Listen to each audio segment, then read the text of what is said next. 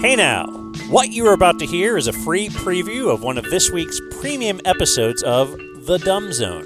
If you would like to hear this program in full, along with the full archive, If you would like to hear this program in full with the archive of all of our past episodes, you can subscribe at dumbzone.com. All right, so I'm going to close this with introducing you to a new good friend of mine.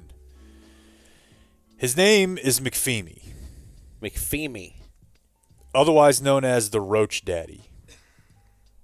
And he is... Now, does he sell roaches that these reptiles eat? He sells everything. And he works at a place called Curiosities, Fine Quality Finds. Have you heard of it? Hobby store? Yeah. And it's over off Garland Road in Dallas. And it is just a... I don't even know how to describe this. It's an antique mall. What do they call it? Like tchotchkes type, like just weird shit, man. It's just it's not a thrift store. It's not a collectibles place. It's just a weird place. And this guy, that's what he is. So everybody kept saying like, hey, you got to go talk to McFeemy. So I find McFeemy in this back corner. Present at his booth, there were no reptiles. But it looked like it was like a full bookcase opened up, as like a display with just the craziest shit you could imagine on it. So jars full of like mummified, like a mummified puppy. Like a real alchemist type feel to it, like potions. And he had like human skulls everywhere. And he had spiders, and he had roaches, and he had a prosthetic leg, and he had like a bunch of little kid clown dolls. So this stuff wasn't all weird. Directly related to reptiles, but it was things that he knew people who were stoked on reptiles are into. Yeah. Bingo. He's a master of the macabre. He is, yeah. And he's a performer, too. And he had the Raleigh fingers. Handlebar mustache. Yeah, he had that up, know.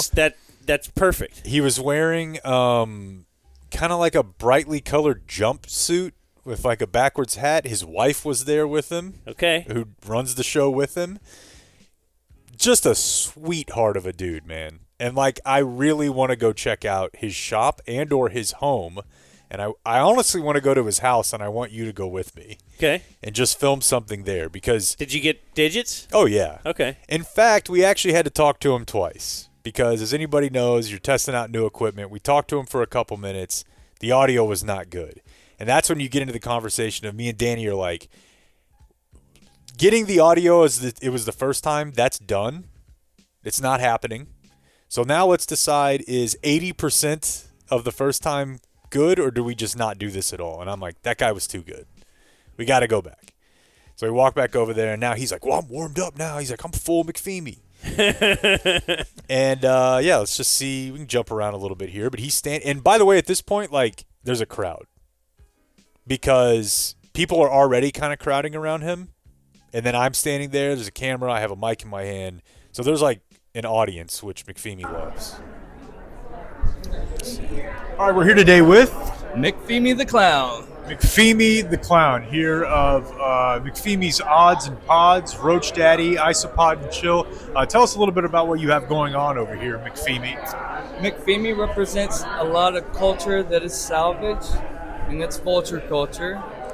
Anything that comes from us is something that we pick up when we're just shopping. And a lot of it just comes to me. There's energy in items, and they resonate. Does that apply?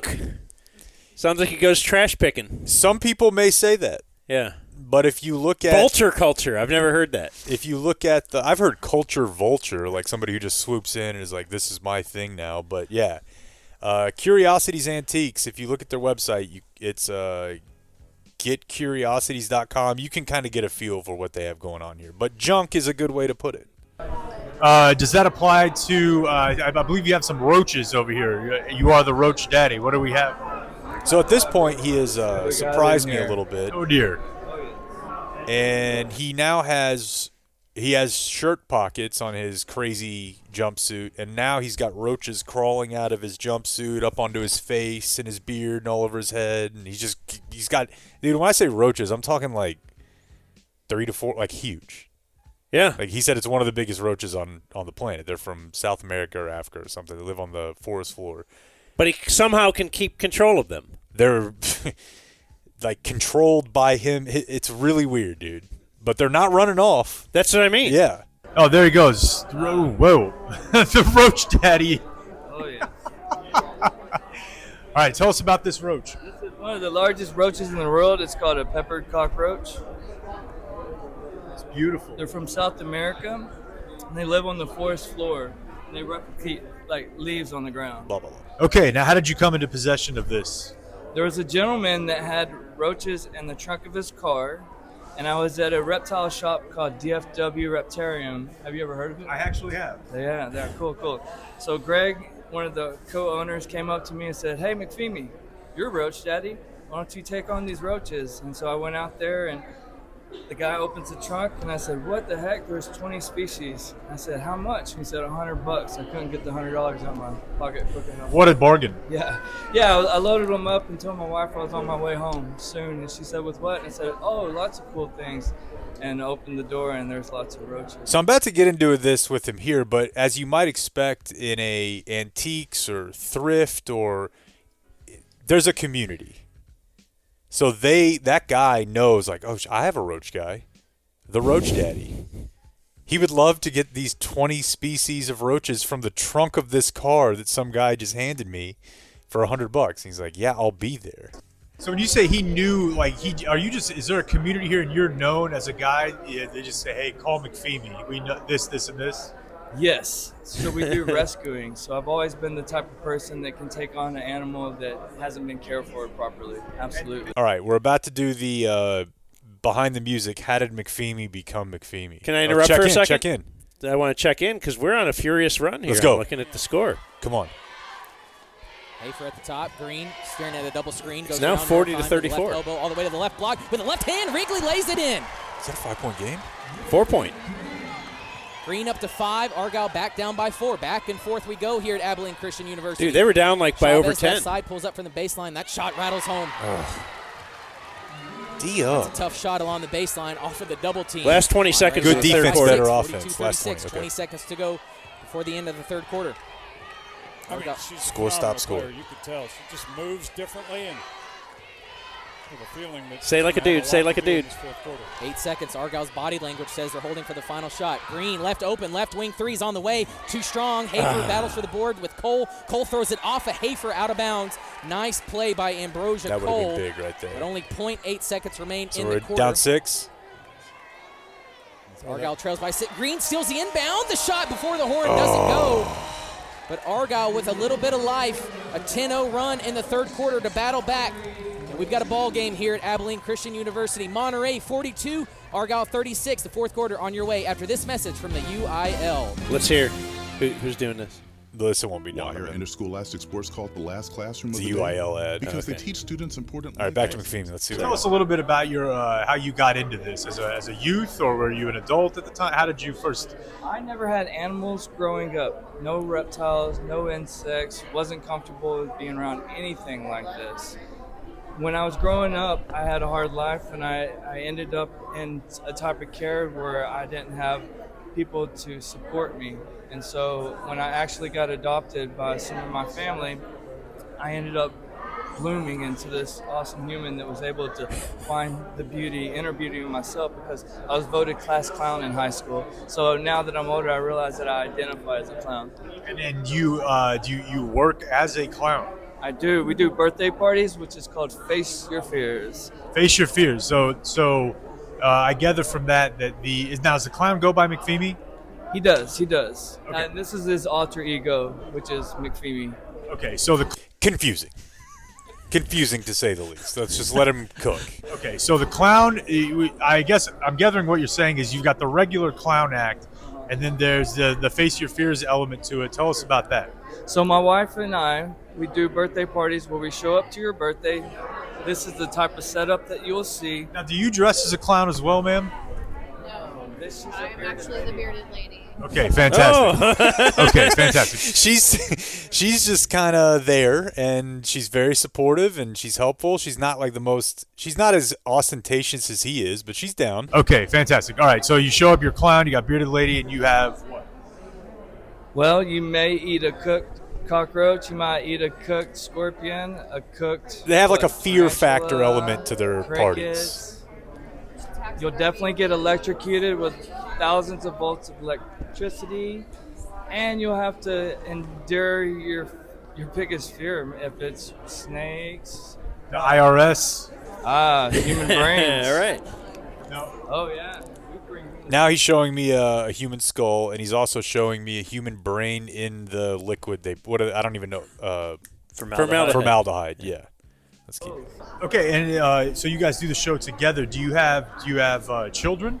We have 3 little girls, and they're part of the show sometimes. They are part of the show, so I assume they have no fear when it comes to the. All right, and what do you guys have as far as? Do you own reptiles? Oh yeah. Okay, I couldn't. I know that I see the tarantula up here. What is your reptile situation? We have snakes, bearded dragons, turtles, frogs, geckos, Our favorite a little bit of frog everything. is the pixie frogs. Probably our favorite. Giant African frog. They get about dinner plate size. All right, so now they're going to tell me for another couple minutes about all the reptiles they have in their home. How many? Okay, so how many reptiles are we thinking right now? In our house. Yes. I bet my numbers are different from hers. I would think. I think she said 100. Uh-huh. I think she said about 100. And is this a crazy question? Do people who do you have dogs? 3. 2.5. Oh, 2. 2.5. We have a pet sit that's on. Yeah, Okay. And I consider that. Yeah, That's he's right. like- 3. Now, do they get along? Not the dogs, but the dogs with the reptiles.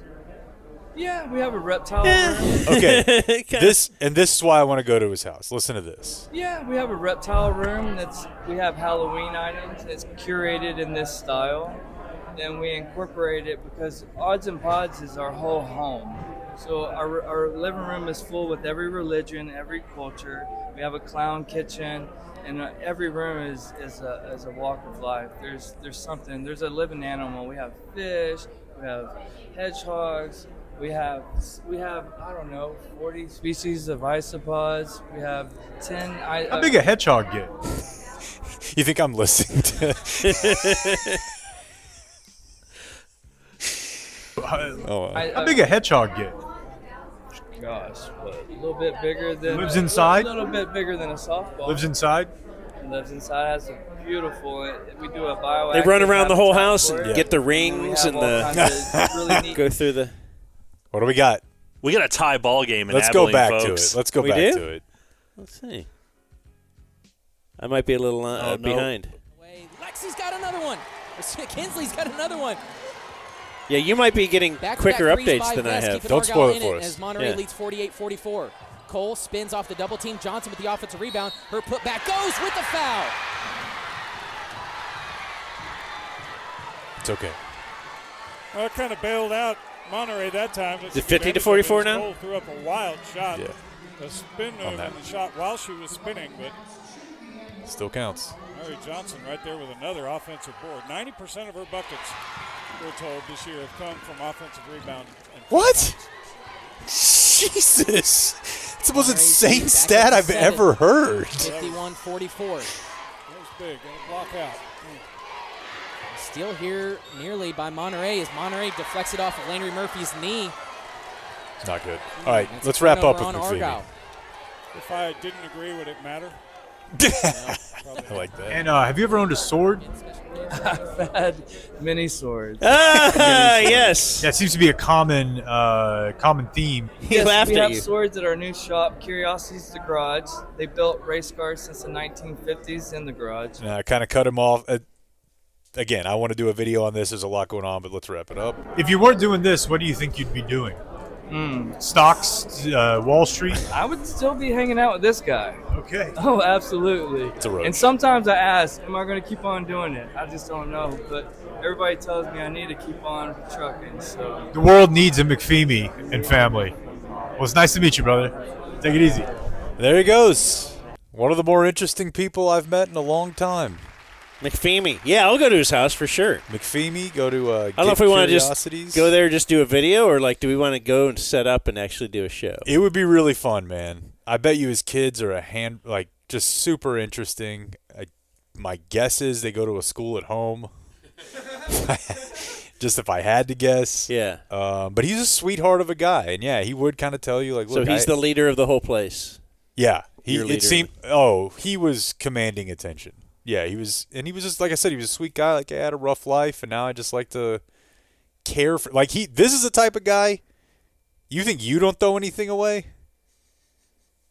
Like, this guy's house might give me hives just to walk into. I'm gonna do some cleaning up this weekend. Put your Marie Kondo on. By 5, Landry can make this a 1-possession ball game with 2 free throws here. Second team foul. Second team foul against Lubbock Monterey. Get that straight, Andy. Murphy's first free throw is good, and I gave you this stat a few games ago. In every game that Argyle has lost this season, they've shot under 70% from the free throw line. Wow. Murphy made both there. Argyle now up to 7 of 8, so need to keep that percentage where it's at. What a stat. It's not a really good transitive stat, right? Monterey leads 51-48. Like, I think he's trying to tell us if they keep this up, they will win. Yeah. Cole nearly loses it, kicks it out to Chavez on the right wing. Chavez will have to reset. Who's the star? Three Chavez? Eagle defenders. Yeah, And Wrigley Green steals the pass away, and a whistle in the backcourt as Wrigley Green is fouled. Thank you. And Argyle has the possession, trailing by 3, 4:15 remaining. Damn, dude. This is exciting. Wilkerson. Argyle nearly created another turnover off of Leah Chavez. Here's Jay with the We'll check back in. Okay. Can't listen to the whole thing. All right. Let's get back over here. I got down a little bit of a rabbit hole on the Texas lottery this morning. So there is a bill that is being introduced by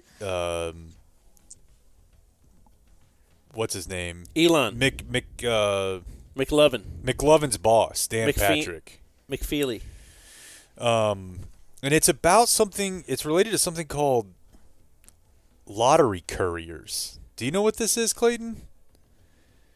Not a big lottery guy. Okay. Forgive me for asking. I feel like give me your coins, guns, I feel like fringe right-leaning stuff. I feel like nobody's like, how could you after that one? So, it's I guess that the way you can do lottery tickets now is you can buy them online or in an app, and you use a service called a courier service. Do you have it? Jackpocket. Yeah.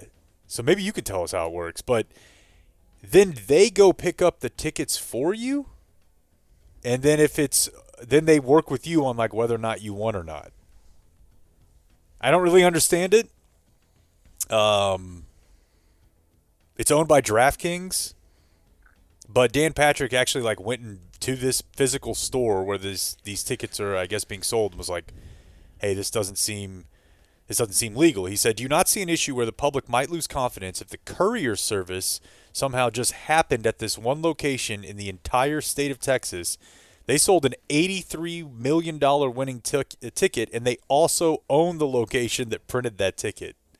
So I guess this is a place that prints lottery tickets, and you can also get this app, this courier app, to just go buy your lottery ticket from there.